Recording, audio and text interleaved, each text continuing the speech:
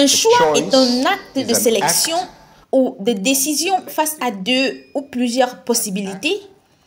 Un acte de sélection ou de décision face à deux ou plusieurs possibilités.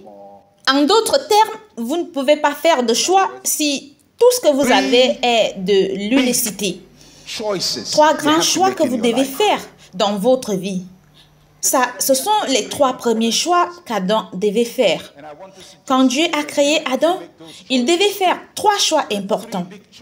Et je voudrais suggérer que vous fassiez ces choix aussi. Il y a trois grands choix que tout le monde devrait faire dans la vie. Nous allons passer en revue les trois grands choix de votre vie. Le premier grand choix que vous devez faire se trouve dans Genèse chapitre 2, versets 15 à 17.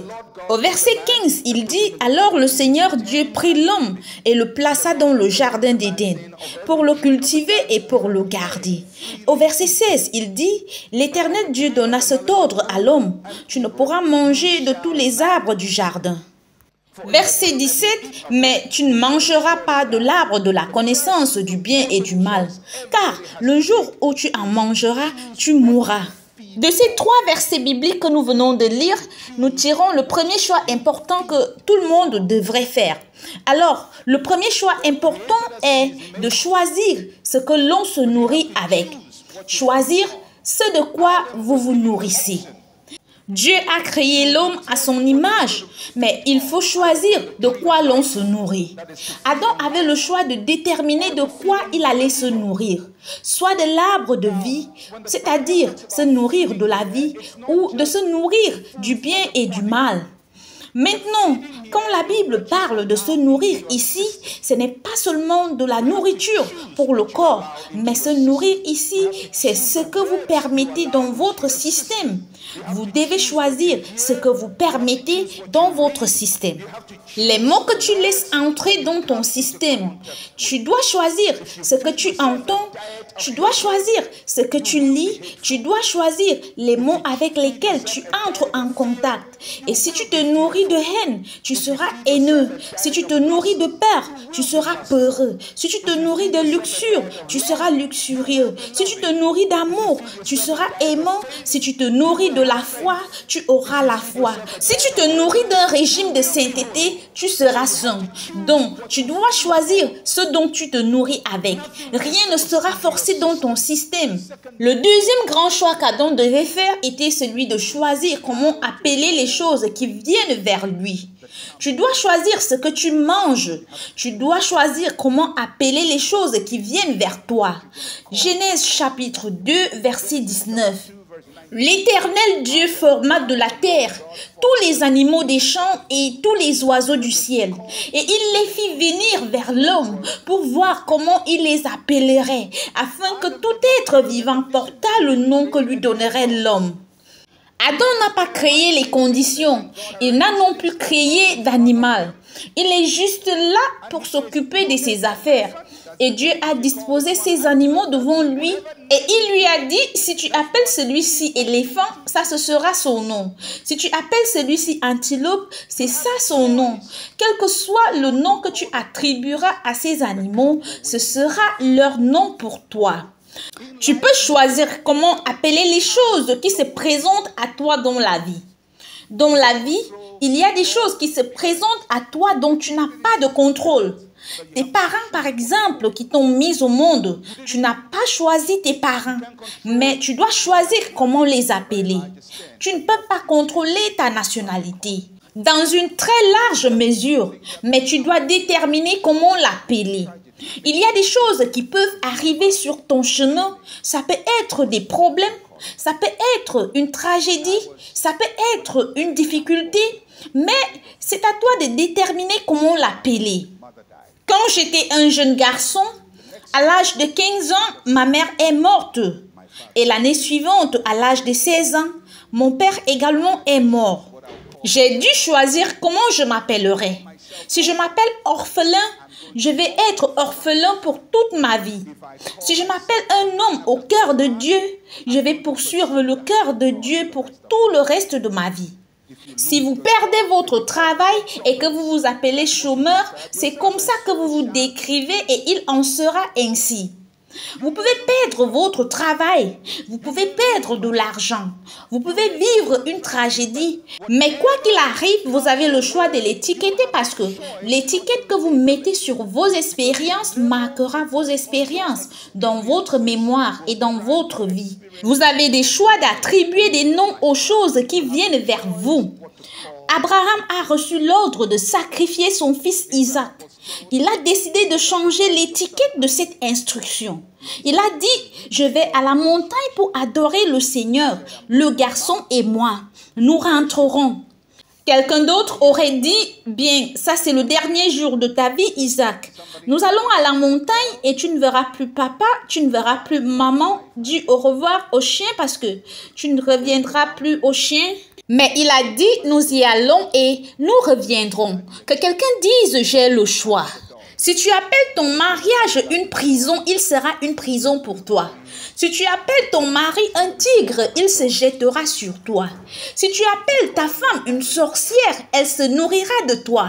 Si tu continues d'appeler l'Afrique le tiers-monde, tu seras troisième en tout. Et c'est le genre de troisième où il n'y a pas de quatrième, donc dernier.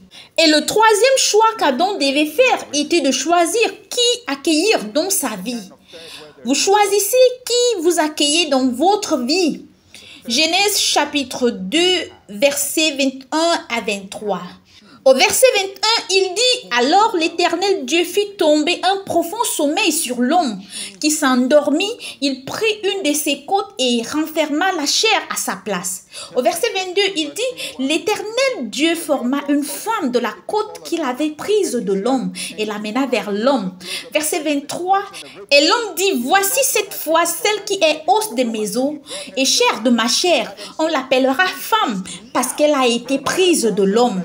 Maintenant, Dieu n'a pas forcé Ève sur Adam. Dieu l'a juste fait défiler et dit, la voici. Adam avait le choix soit de l'accueillir dans sa vie ou de la rejeter. Ça, c'était son choix. Il n'était pas forcé de l'accepter. Donc, quand Dieu lui présente cette femme, il fait un choix et dit, je veux cette personne dans ma vie. Elle est maintenant os de mes os, chair de ma chair par mon choix. Pas par la volonté ni même l'imposition de Dieu. Vous avez un choix qui vous permettait dans votre vie. Puis juste vous dire ceci, que l'amitié n'est pas par force. L'amitié ne se fait pas par la force. Et quiconque veut être votre ami par la force a très probablement un programme qui n'est pas dans votre intérêt. Et ne vous sentez pas mal si quelqu'un voudrait être votre ami et que vous rejetiez cette amitié parce que vous devez déterminer qui entre dans votre vie et qui en sort. N'ouvre pas ta vie à tout le monde parce que certaines personnes vont venir dans ta vie et t'embrouiller. Quand les gens entrent dans ta vie, ils entrent avec tout ce qu'ils ont et tout ce qu'ils sont. S'ils sont méchants, ils entrent avec la méchanceté. Les gens que tu choisis de laisser entrer dans ta vie. Parce que quand tu prends une décision, tu voudrais consulter ces gens. Ils sont les gardiens de ta sagesse. Si vous êtes une femme, par exemple, et que quelqu'un vienne vous dire, bien, j'ai vu votre mari avec une autre femme. Votre mari a une liaison avec une autre femme, la sœur Marguerite, quelque part là-bas. Lorsque tu apprends cette information, ton cœur va commencer à bouillir. Et tu vas commencer à imaginer des mauvaises choses.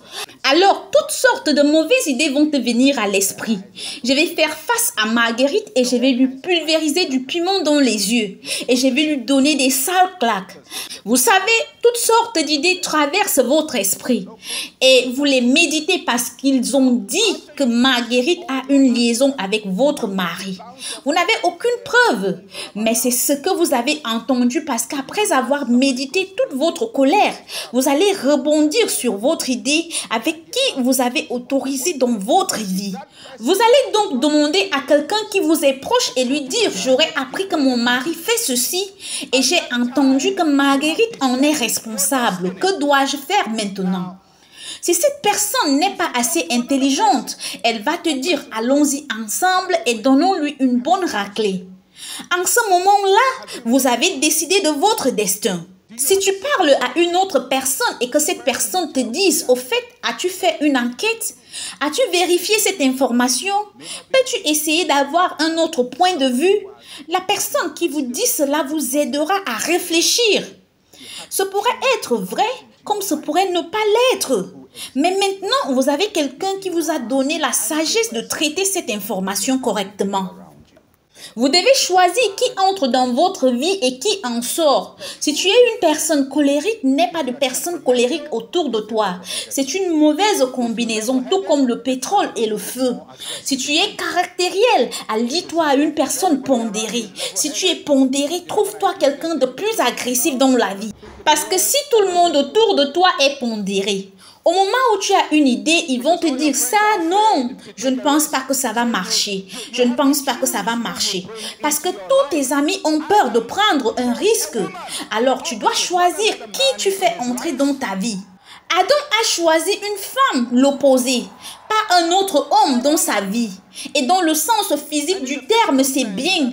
Mais ça veut aussi dire que la plupart des gens que tu choisis dans ta vie doivent être des gens qui te complètent. Des gens qui apportent un plus à ta vie. Des personnes qui complètent ta vie. Si tu fais entrer dans ta vie tous ceux qui ont les mêmes idées que toi, il va y avoir de sérieuses distorsions de perception. Parce que tout le monde va voir les choses de la même façon que toi. Et personne ne te donnera la possibilité de voir de l'autre côté. Tu dois choisir qui tu fais entrer dans ta vie. Tu dois choisir ce dont tu te nourris. L'une des choses que j'ai remarqué, c'est que la plupart des gens ne choisissent pas ce dont ils se nourrissent. Et parfois, tu demandes aux gens, pourquoi tu vas dans telle église? Il te dit, mais c'est parce que c'est près de chez moi. Donc, si vous avez faim et que tous les restaurants autour de chez vous vendent des cafards frits, des cafards sautés, des cafards cuits à l'étouffée et d'autres même vendant des kebabs au cafard, allez vous dire que vous savez que tous ces restaurants vendent des cafards, mais parce que vous avez faim, vous allez en manger. Non, vous allez les contourner et aller là où le repas est servi à votre satisfaction. Donc, si tu peux faire cela pour un restaurant, pourquoi ne pas faire cela pour ta nourriture spirituelle? Pourquoi ne fais-tu pas cela? Donc, si c'est ici que tu te nourris, si tu conduis 80 km et viens garer ici, c'est parce que c'est ici que tu te nourris. Tu dois choisir où te nourrir, pas en fonction de la proximité, mais en fonction de tes besoins alimentaires, en fonction de tes aspirations futures. Si tu trouves une église où tu es nourri, tu y restes. Tu ne laisses pas la proximité déterminer ton choix. Tu dois choisir comment étiqueter les choses qui se présentent à toi. La vie va te jeter des situations difficiles, mais tu dois étiqueter chacune d'entre elles et tu dois choisir qui entre dans ta vie. Personne ne va s'imposer dans ta vie. Aucune amitié n'est là où elle est. Mon meilleur ami lorsque j'avais 12 ans n'est pas mon meilleur ami maintenant. Je ne lui ai même pas parlé depuis 30 ans. Mon meilleur ami quand j'avais 20 ans n'est pas mon meilleur ami maintenant parce que parfois on devient trop grand pour ses amis. On devient trop grand pour eux. Tu peux les garder pour des raisons nostalgiques. De temps en temps, vous vous appelez et vous vous dites, tu te souviens de ceci, tu t'en souviens de cela, tu te souviens. Voilà toutes vos conversations. Toute conversation qui a trop de tu te souviens n'est pas assez productive parce qu'on ne vit pas en se basant sur le passé. Tu dois plutôt penser au futur que tu voudrais avoir. Si Dieu t'apporte un mentor qui est bon pour toi, s'il te discipline, tu l'y autorises dans ta vie par rapport à un autre chanteur de louange qui va louer tes faiblesses jusqu'à ta chute. Choisis les gens que tu fais entrer dans ta vie. Ça, ce sont les 3 grands choix qu'Adam a dû faire. Et ce sont les 3 grands choix que tu dois faire dans ta vie si tu veux avoir du succès.